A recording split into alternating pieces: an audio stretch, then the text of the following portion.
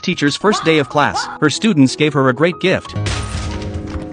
The students were laughing. They were the worst students in the school. To get rid of their new teacher, they secretly changed the chalk they used in class. Anna was shocked when she wrote on the blackboard. One day, Anna walked into the classroom. She saw a boy slam a chair down on another boy. He fell to the ground. Anna was so scared. She rushed to call security, but when they arrived, the students were still sitting in the classroom. It was obvious that she was being played by these bad boys. During class, they snuck dry ice onto the podium. When Anna turned around, there was white smoke all over the room. The students all ran away. After school, they made a marriage ad with Anna's picture and phone number. They put them up all over the streets. As a result, Anna was constantly being harassed by strangers. But on this day, the children's joke went too far. They put liquid nitrogen in a bottle and put it in a bucket, and then they covered it with an ocean balloon. When Anna went to check it out, white smoke came out of the bucket, and then there was a huge explosion. The force of the explosion even blew out the windows of the school. The principal was furious. He wanted to expel all the bad students who were just messing around. The students realized the serious